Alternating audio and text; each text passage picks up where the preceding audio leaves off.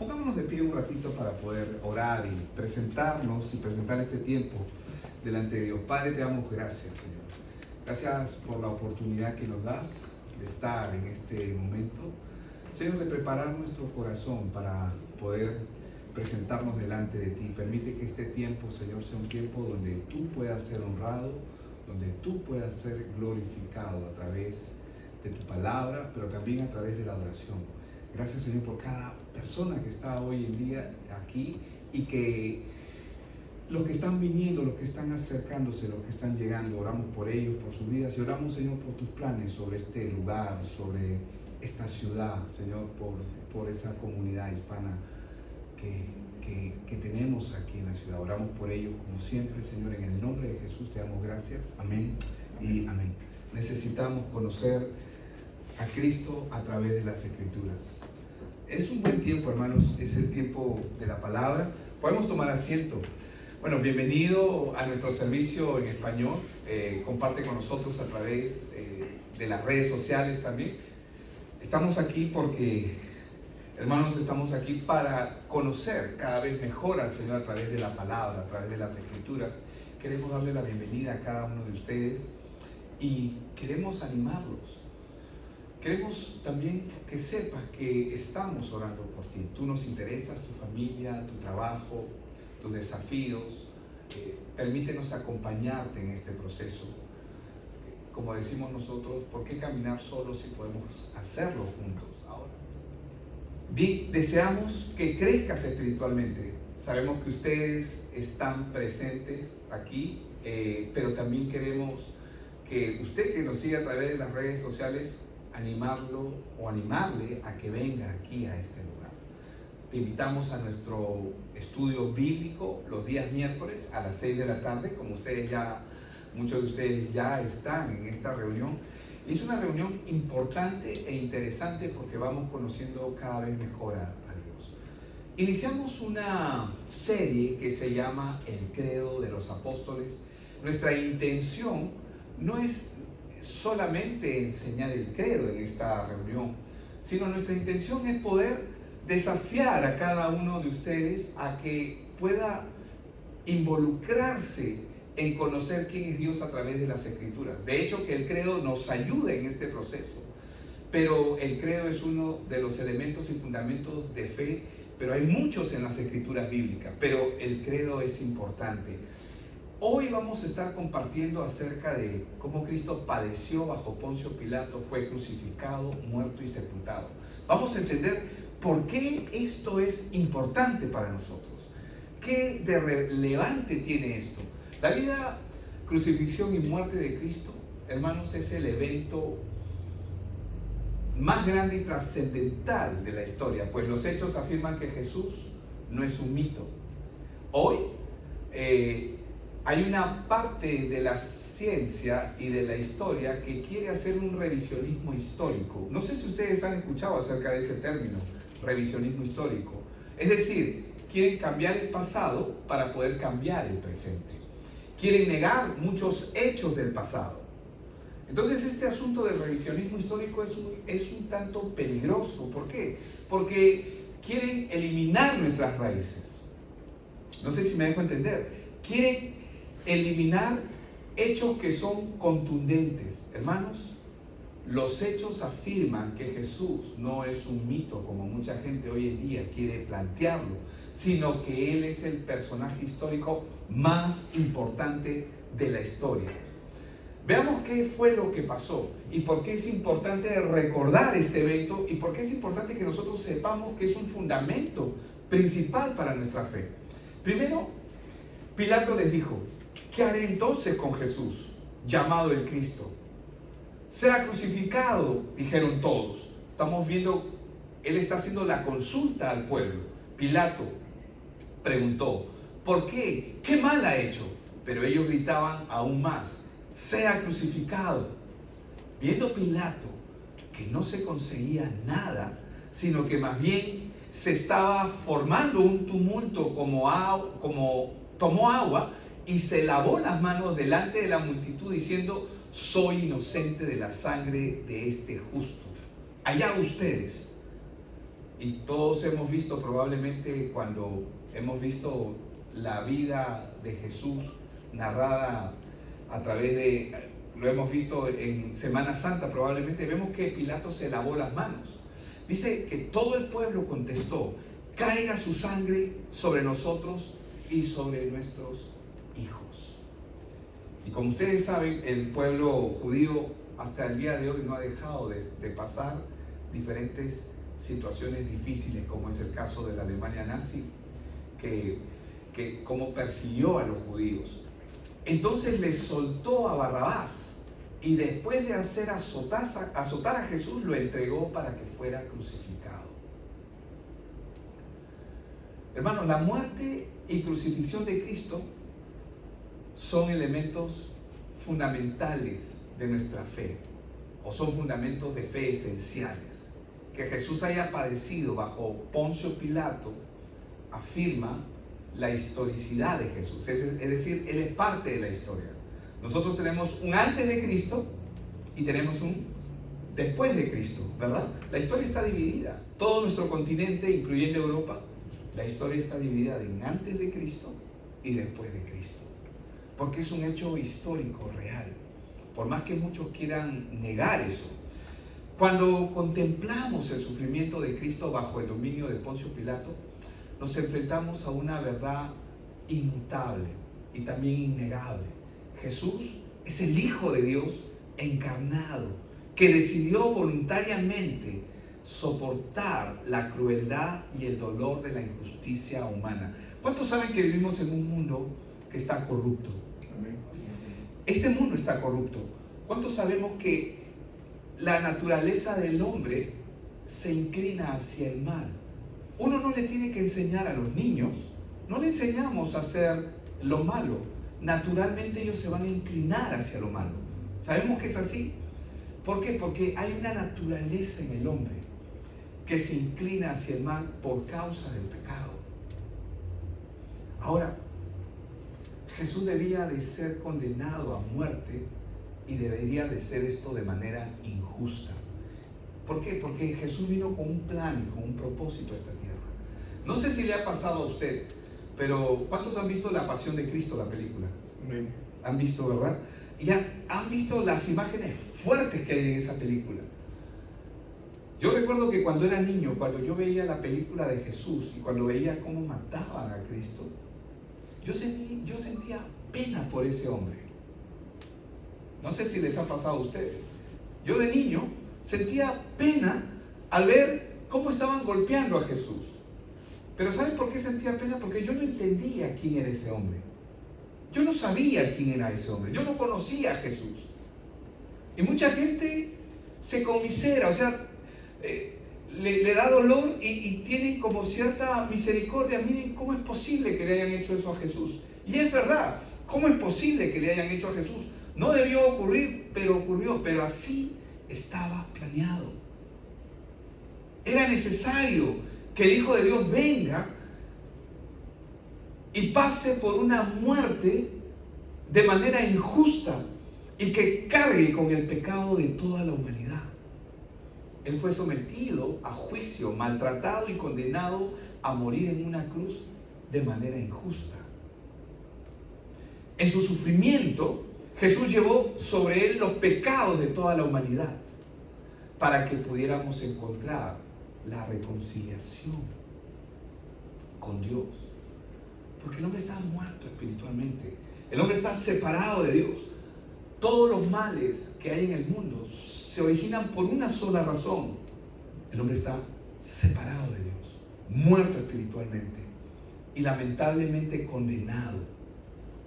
Pero Cristo vino para cambiar esa realidad en cada uno de nosotros. Amén. Recordemos que Él es Dios hecho hombre y Él vino para reemplazarnos. Él ha venido como nuestro sustituto. Él ha venido a reemplazarnos a cada uno de su pueblo. Solamente para recordar una vez más quién es Jesús, dice, el cual dice, aunque existía en forma de Dios, dice, no se consideró el ser igual a Dios como algo a que aferrarse. Estamos hablando antes de su encarnación. Él ya era, Él ya existía, Él siempre fue, Él es Dios, Él es el Verbo de Dios. Sino que se despojó a sí mismo, dice, tomando forma de siervo, haciéndose semejante a los hombres. ¿Saben qué significa que Él se haya despojado? Él abandonó su posición. Él dejó ese lugar para venir a ser como uno de nosotros. Pero Él debía de nacer en este mundo siendo hombre. Y debía de vivir como cada uno de nosotros vivimos. Él debía de pasar todas las injusticias que nosotros pasamos. Probablemente muchos de ustedes están pasando situaciones difíciles. Algunos no saben cómo enfrentar ese tipo de situaciones. Jesús se hizo hombre y Él vino justamente para identificarse con nosotros, pero con una diferencia. Él vino con un propósito, el de rescatarnos. Se despojó de sí mismo, tomando forma de siervo, haciéndose semejante a los hombres, dice. Y hallándose en forma de hombre, dice que se humilló Él mismo, haciéndose obediente hasta la muerte y muerte de cruz. Él nunca se defendió. ¿Sabe lo que significa que Él no se haya defendido?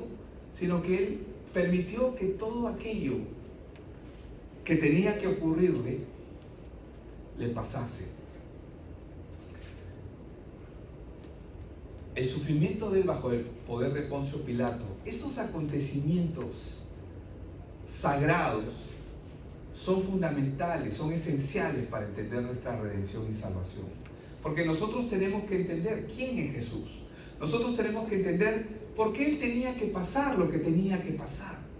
A través de las escrituras bíblicas y la historia, nosotros encontramos la evidencia más clara que nos atestigua cuál es el significado y el propósito de Dios cuando se hizo hombre.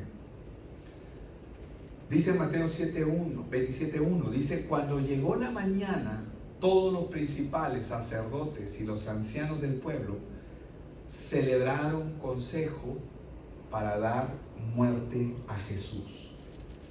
Y en el 27:2 dice: y después de atar a Jesús, dice que lo llevaron y lo entregaron a Pilato, el gobernador. ¿Quiénes entregan a Jesús para matarlo? Su propio pueblo. Su propio pueblo. Ahora, es interesante ver la ceguera espiritual que hay en el mundo. Es decir, el hombre no puede ver su propia condición. El hombre está incapacitado de ver su situación. Es un ciego espiritual. No puede escoger entre lo bueno.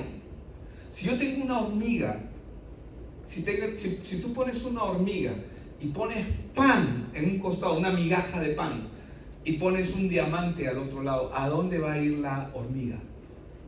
Al pan, ¿verdad? Se va a ir al pan. ¿Por qué? Porque sigue sus instintos, sigue su naturaleza. Pero si comprendiese lo que el diamante significa, podría tener una panadería. Solamente lo menciono. La elección entre Barrabás y Jesucristo nos muestra la corrupción de la naturaleza humana que siempre se inclina en contra de Dios. El hombre siempre se inclina en contra de Dios, en contra de la verdad. Nos muestra la ceguera espiritual en la que la humanidad actualmente está viviendo. Veamos qué pasó. Mateo 27:21 dice: el gobernador les preguntó de nuevo: ¿a cuál de los dos quieren que les suelte? ¿A quién respondieron ellos? A Barrabás. ¿Por qué? Porque ellos no miraban a Jesús como el Salvador, no lo miraban como el Mesías, no lo miraban como aquel que verdaderamente va a resolver el problema de la humanidad. Y muchas veces nosotros no estamos mirando a Jesús de esa manera. Y por eso escogemos mal. Nuestras opciones por lo general son equivocadas cuando Jesús no está en la vida de la gente. ¿Quién era Barrabás? Era un caudillo. ¿Quién era Barrabás? Era alguien que se había rebelado casi 4 veces en contra del Imperio Romano. Los judíos, ¿qué era lo que ellos creían que necesitaban? Ellos no creían que necesitaban un Salvador para sus vidas, porque no entendían su condición. ¿Qué era lo que ellos entendían o qué era lo que ellos estaban esperando? Alguien que los liberte de Roma. Porque ellos pensaban que Roma era el problema. Es que Roma nos tiene aprisionados, tenemos que pagar impuestos a Roma. Ellos nos tienen como esclavos. Pero antes de Roma, ¿quién estuvo sobre los judíos? Los griegos. Y antes de los griegos, ¿quiénes estuvieron? Los caldeos asirios. Y antes de los caldeos asirios, los mesopotamios. Y antes de ellos, los egipcios. Es decir, el pueblo judío siempre estuvo pasando de esclavitud en esclavitud a través de los tiempos. Por eso es que ellos pensaban que el problema que ellos tenían era el gobierno que estaba encima de ellos. Pero ellos no podían ver la condición de su corazón. Jesús no ha venido a resolver el problema político, social y económico. Aunque eso puede ocurrir, la prioridad de Jesús no es venir a resolver que este presidente está mal, vamos a sacarlo. Él no ha venido para eso. Él ha venido a resolver el problema del corazón del hombre. Él ha venido a resolver lo que nosotros no podemos resolver. El hombre está condenado a la muerte y está condenado a la destrucción. Y es lo que le espera a cada ser humano que nace en este mundo, a menos que el Evangelio venga a la vida de esa persona y esa persona responda al llamado de Dios. El gobernador les preguntó: ¿a cuál de los dos quieren que les suelte? Y ellos respondieron: como la hormiga se va al pan. Ellos respondieron de acuerdo a su naturaleza, porque ellos pensaban: este Jesús, ¿de qué nos va a libertar si Él es puro amor? En cambio, Barrabás se ha rebelado contra el pueblo romano, como que Barrabás es la respuesta. Barrabás, Barrabás, decían. Entonces le soltó a Barrabás, Pilato, ¿verdad? Soltó a Barrabás y después de hacer azotar a Jesús, lo entregó para que fuera crucificado. La crucifixión y la muerte de nuestro Señor Jesucristo estaban, dice, junto a la cruz de Jesús, su madre, es decir, María, y la hermana de su madre, María, mujer de Cleofas, y María Magdalena. Cuando vio Jesús a su madre y al discípulo a quien amaba, es decir, a Juan, que estaba presente, dijo a su madre: mujer, he ahí a tu hijo. Y después dijo al discípulo: he aquí a tu madre. Y desde aquella hora el discípulo la recibió en su casa. Después de esto, sabiendo Jesús que ya todo estaba consumado, dijo, para que la escritura se cumpliese: tengo sed. Recuerden que Él vino a cumplir los planes de Dios, pero Él también vino a cumplir la escritura. Él vino a cumplir. Hay más de 300 profecías que hablaban de lo que Él iba a hacer, y más de 300 profecías se cumplieron de lo que Él hizo. Él siguió como seguir un camino cada uno de los detalles que las escrituras hablaban de Él. Por eso es que para que la escritura se cumpliese, dijo: tengo sed. ¿Y qué pasó? Y estaba allí una vasija llena de vinagre. Entonces ellos empaparon en vinagre una esponja y poniéndola en un hisopo, se la acercaron a la boca. Cuando Jesús hubo tomado el vinagre, dijo: consumado es. y habiendo inclinado la cabeza, entregó el espíritu. Esa palabra, consumado es, la palabra en el griego original es tetelestai, que significa la deuda ha sido pagada. Está hecho todo.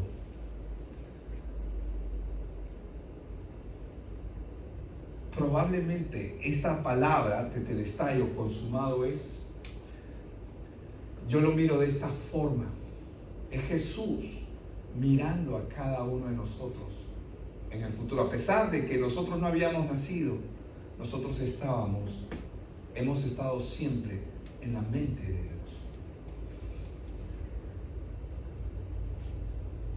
Las profecías se cumplieron.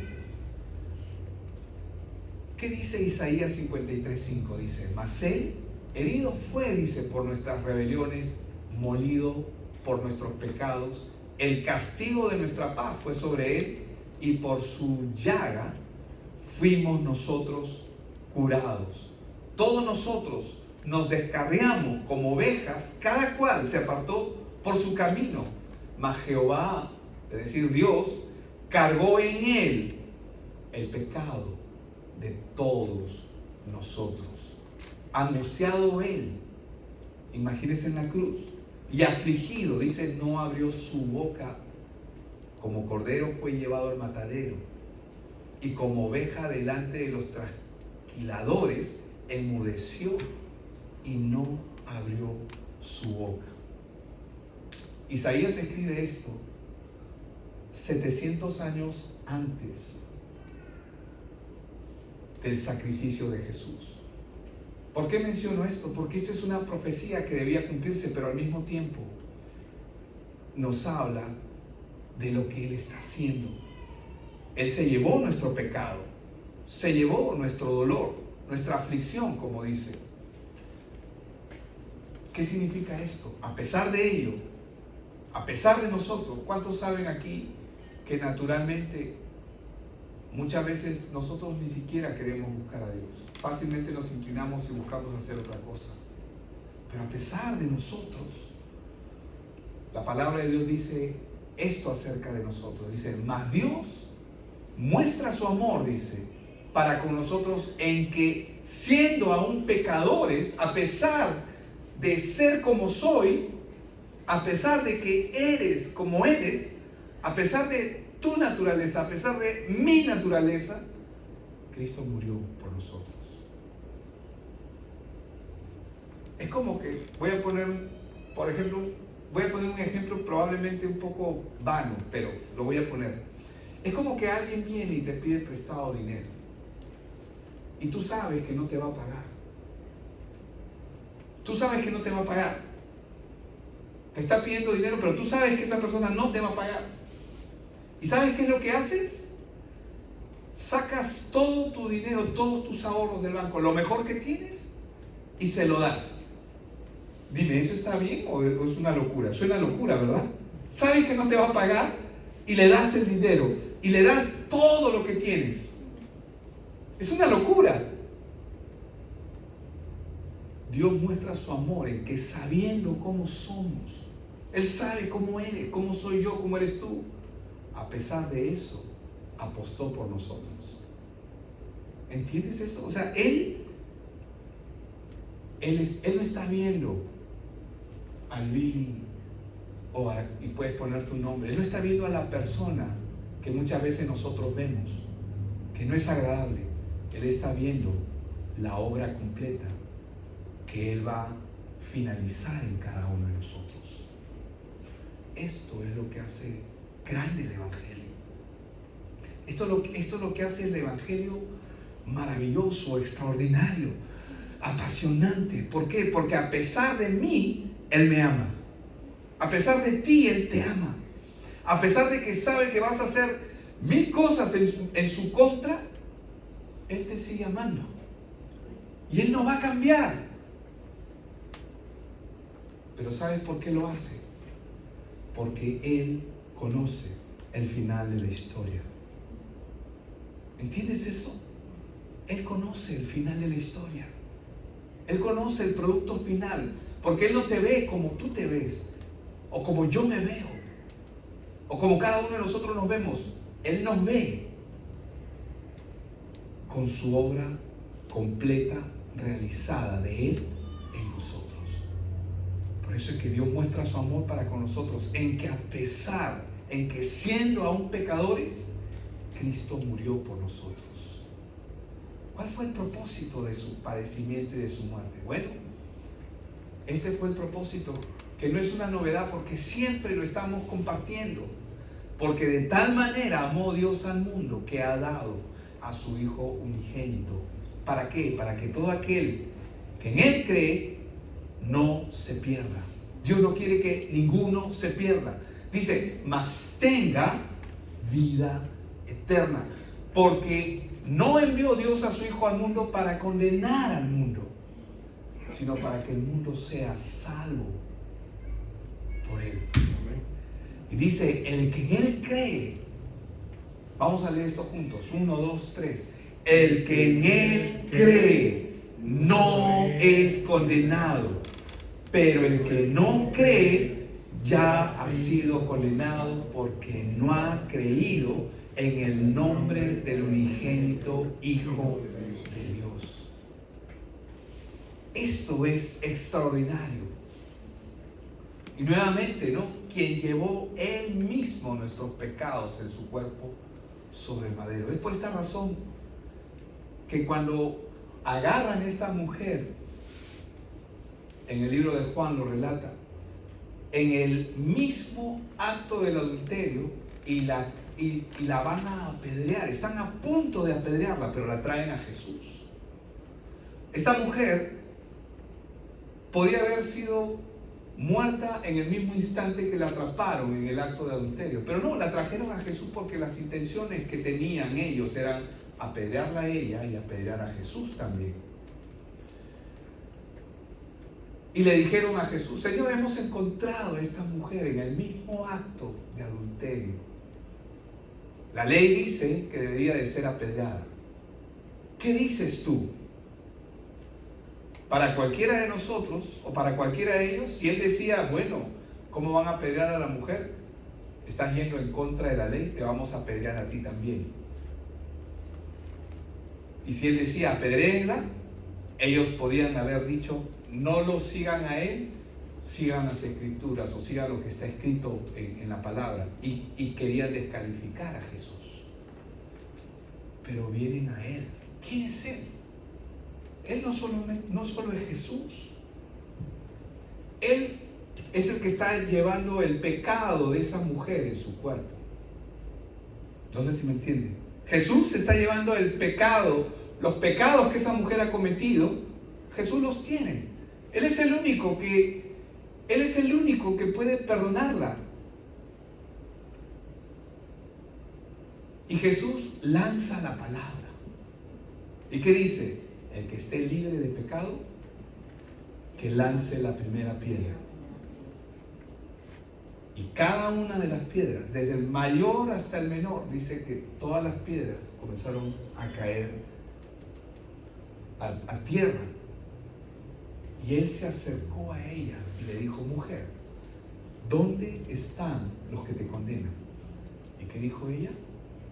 Ninguno hay, Señor. Cuando tú te acercas a Dios, cuando Dios se acerca a ti, no hay nadie que pueda condenarte, porque Él está contigo. Él es el que se llevó nuestros pecados en su cuerpo sobre el madero, para que nosotros, estando muertos a los pecados, vivamos a la justicia. Esto es lo que hace extraordinario el Evangelio. Cuando ella estaba ahí delante de Él, ella no podía ser condenada. ¿Y qué le dijo Jesús? Yo tampoco te condeno.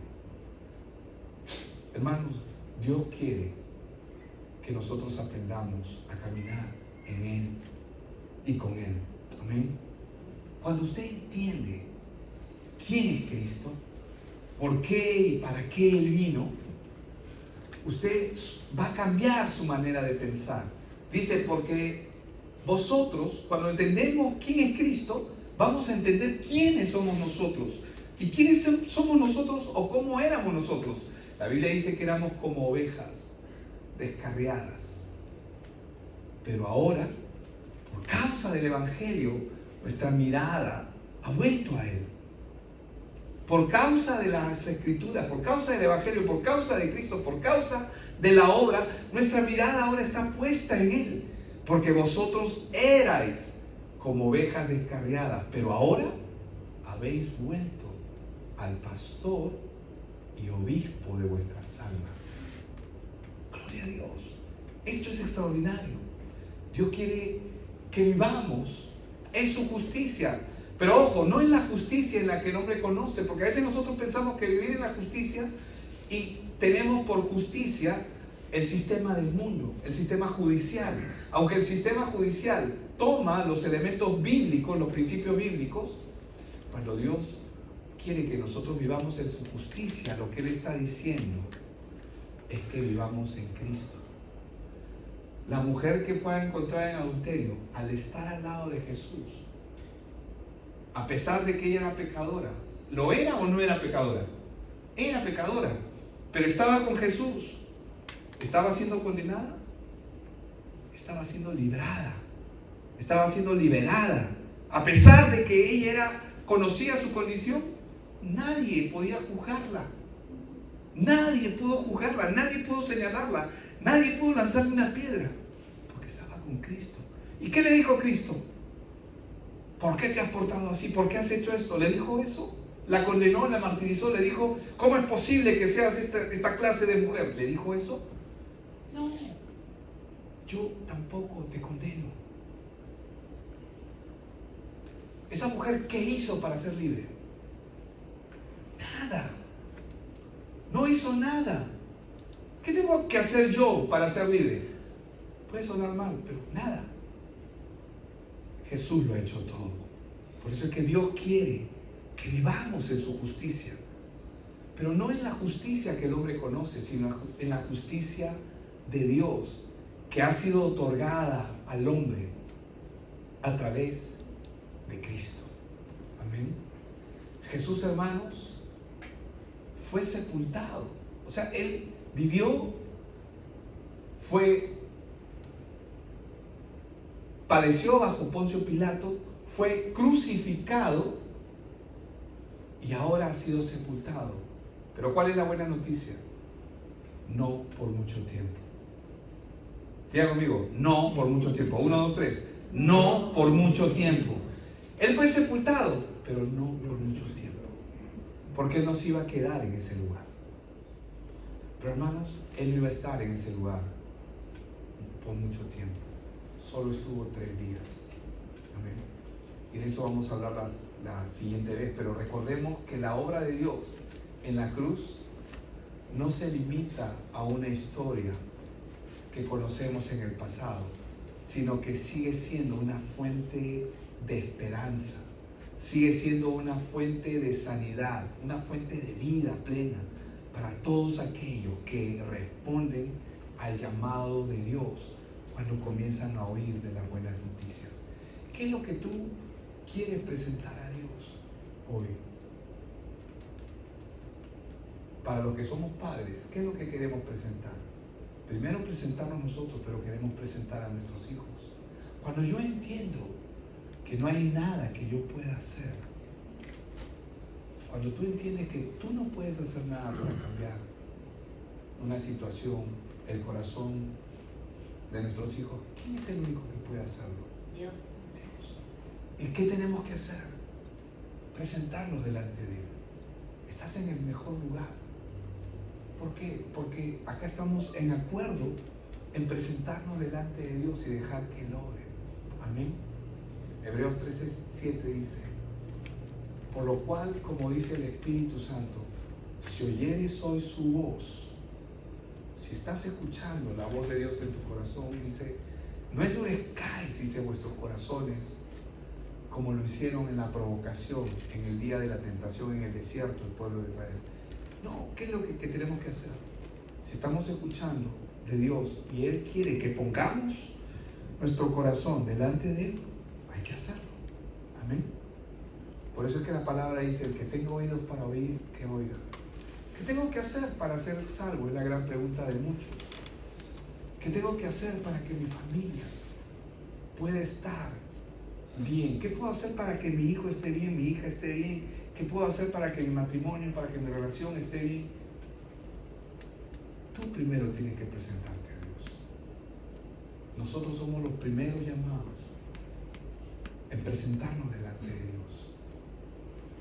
Y aunque suene difícil ante nuestros ojos, tenemos que confiar en que Él se va a encargar. Eso no significa que no hagamos cosas, que no intentemos, que no disciplinemos a nuestros hijos o que no hagamos cosas para mejorar. Pero tenemos que confiar en lo que Dios va a hacer con ellos y con nosotros. Amén.